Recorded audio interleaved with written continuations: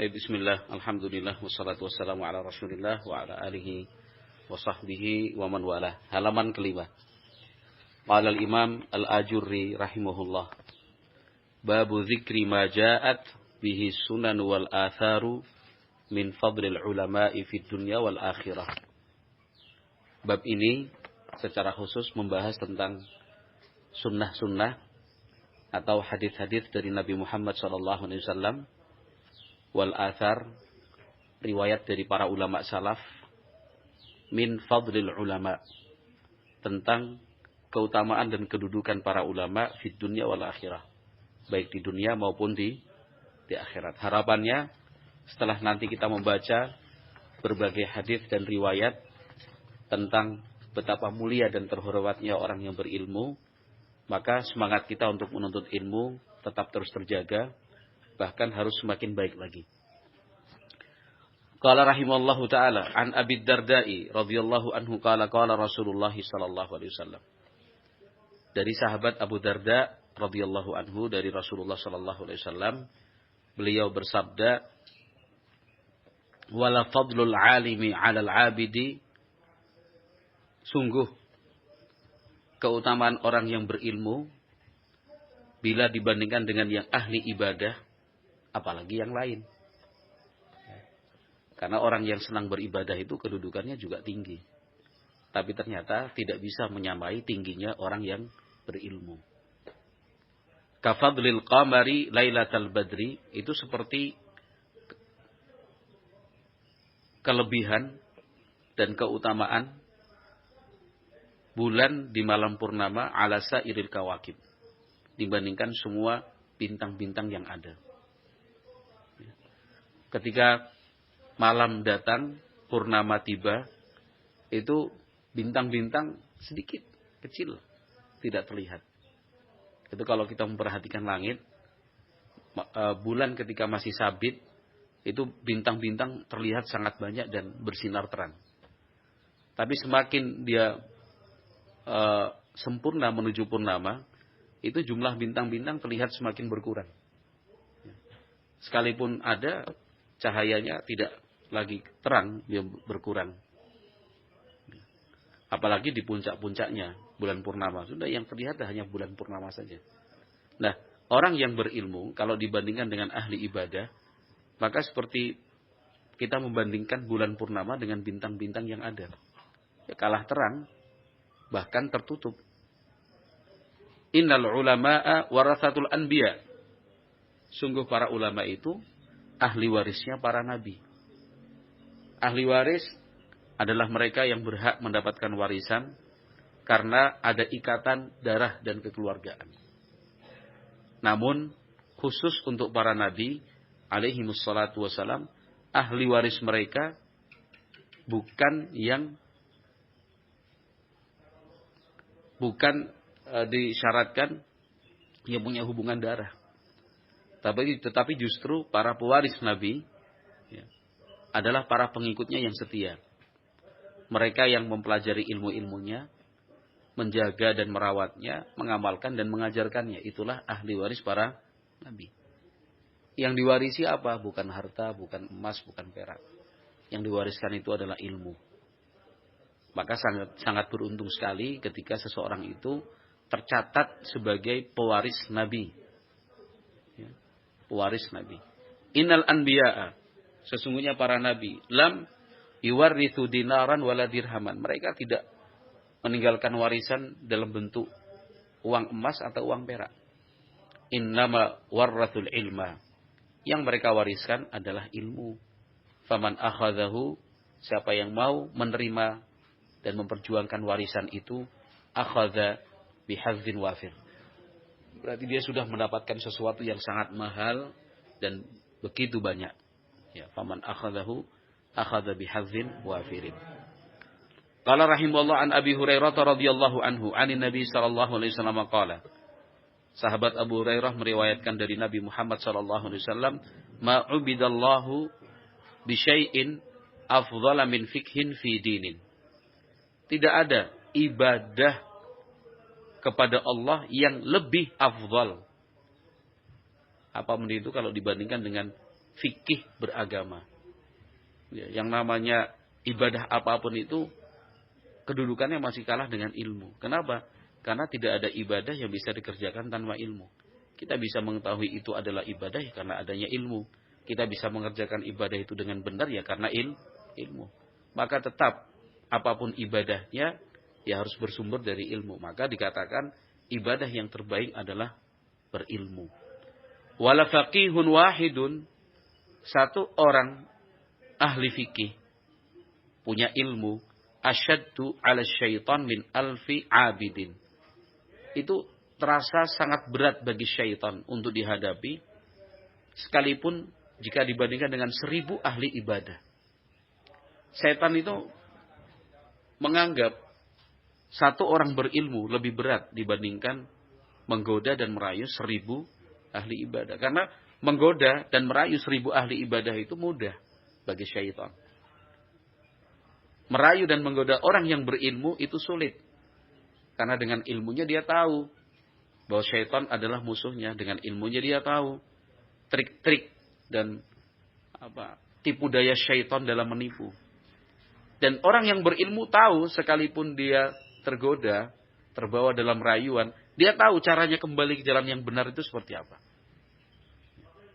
Tapi kalau yang ahli ibadah saja tidak menguasai ilmu, dia hanya senang beramal saleh, tetapi ilmunya hanya ikut-ikutan saja kepada orang yang dia percaya, yaitu mudah sekali untuk dibelokkan, gampang disetir. Dia beribadah, akhirnya riya. Dia beribadah, tetapi sum'ah, cuma untuk didengar dan viral. Dia beribadah, ya, tapi ternyata tidak sesuai dengan aturan. Dia beribadah, tapi dalam saat yang sama dia juga melakukan kemaksiatan. Ya, dia ahli ibadah, tapi ternyata dosa-dosa yang menggugurkan ibadah-ibadahnya itu ternyata masih juga ada. Ya, itu ahli ibadah. Kalau orang yang berilmu, bagi syaitan itu sulit untuk dihadapi. Walikulli syai'in imadun. Semua itu pasti ada tiang pancangnya. Yang namanya bangunan itu pasti ada tiang pancangnya. Wa imaduddin al-fiqhu. Tiang pancang dan tiang utama agama ini adalah al-fiqhu, yaitu ilmu. Yaitu sudah bisa dipahami dengan baiklah, segala sesuatu itu perlu ilmu. Ani Ibnu Abbas radhiyallahu anhuma, ani Nabi sallallahu alaihi wasallam qala, Nabi Muhammad sallallahu alaihi wasallam bersabda, faqihun wahidun asyaddu 'ala iblis min alfi 'abidin. Ini kurang lebih sama dengan riwayat di atas dari Rasulullah sallallahu alaihi wasallam. Beliau bersabda, satu orang faqih berilmu itu lebih berat dihadapi iblis dibandingkan 1000 ahli ibadah. An Mujahidin, dari Mujahid, qala baina nahnu wa ashabu Ibni Abbasin hilaqun. Waktu itu kami dan murid-murid Ibnu Abbas itu dalam halaqah, ya, dalam sebuah majelis fil masjid, di masjid. Tawus, ada Tawus. Sa'id bin Jubair, ada Sa'id bin Jubair, wa Ikrimah dan Ikrimah. Ini para ulama-ulama besar di kalangan tabi'in, murid-murid senior sahabat Ibnu Abbas, Mujahid, Tawus, Sa'id bin Jubair, Ikrimah. Wa Ibnu Abbasin qa'imun yusalli. Waktu itu kami berkumpul, duduk, sementara sahabat Ibnu Abbas masih berdiri salat. Idh waqafa alaina rajulun. Ada orang datang di hadapan kami, faqala hal min muftin. Orang itu bertanya, ada enggak yang bisa ngasih fatwa? Saya punya pertanyaan. Faqulna sal. Kami waktu itu bilang, apa yang kamu tanyakan? Silahkan. Faqala inni kullama bultu tabi'ahul ma'ud dafiq. Saya itu kalau tiap kali kencing, selesai kencing nanti diikuti oleh air yang memancar. Cairan yang lain maksudnya. Qala qulna alladhi yakunu minhul walad. Yang kami tanyakan cairan yang menyusul itu, apakah cairan yang darinya tercipta anak? Artinya apakah setelah kamu kencing terus yang keluar itu air mani? Qala na'am. Dia bilang, oh iya, air mani. Qulna alaikal ghuslu. Kami bilang, ya kamu wajib mandi. Qala fawalla ar-rajulu wa huwa yurajji'u. Akhirnya orang itu pergi sambil yurajji'u, mengatakan innalillahi wa inna ilaihi raji'un. Qala wa ajjala Ibnu Abbasin fi salatih. mendengar percakapan kami itu, sahabat Ibnu Abbas kemudian mempercepat sholatnya. Tsumma qala li Ikrimah alayya birrajul.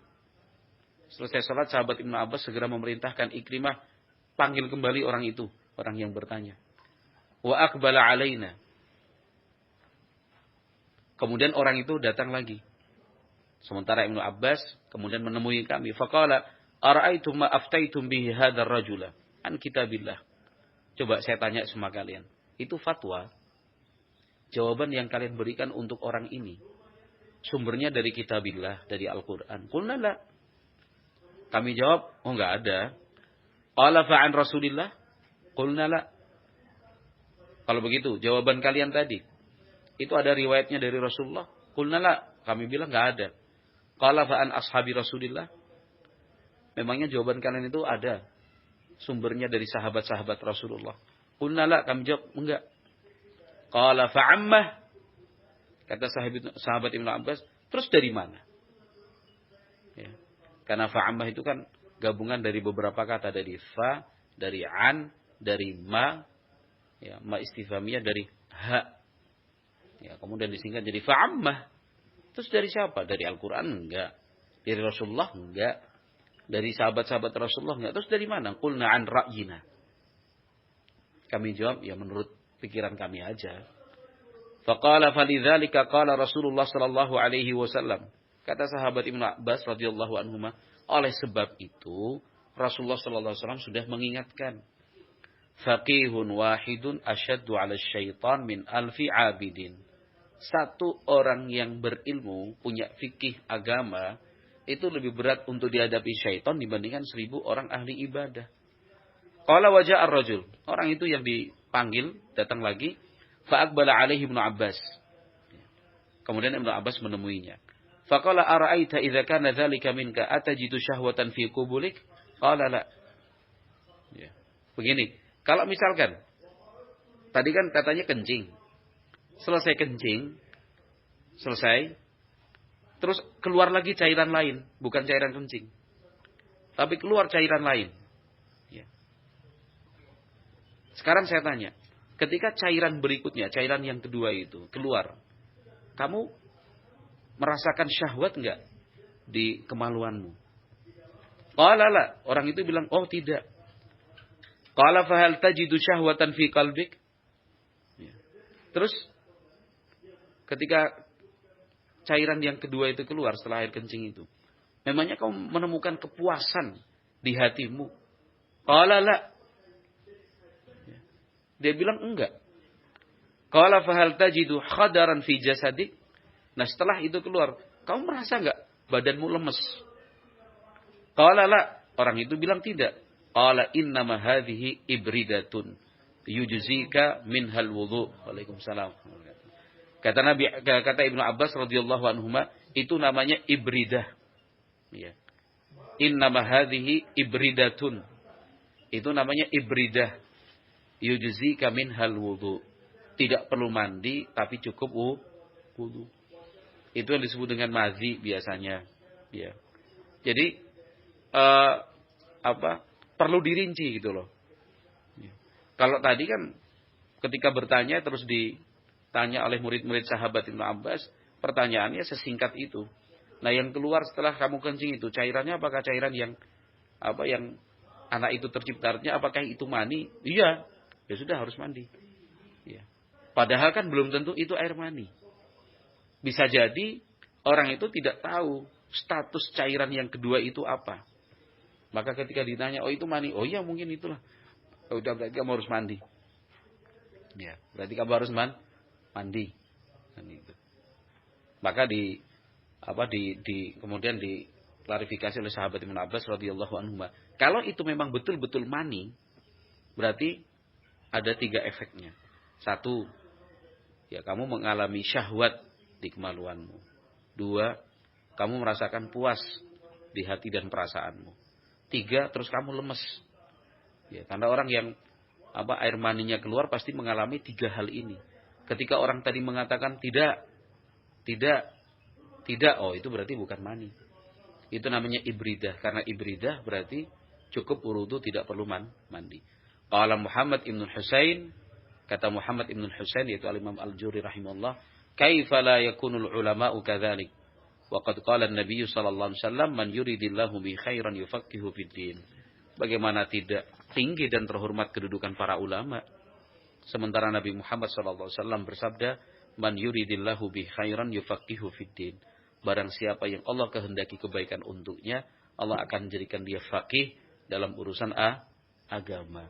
Artinya kalau orang itu pandai beragama, pintar dia, ya, memahami, ya, kemudian mengilmui, itu tanda Allah menghendaki kebaikan untuknya. Berarti dia orang baik. Jadi kalau ingin baik, ya, ingin memperoleh kebaikan dari Allah Azza wa Jalla, maka teruslah belajar. Wallahu a'lam bishawab.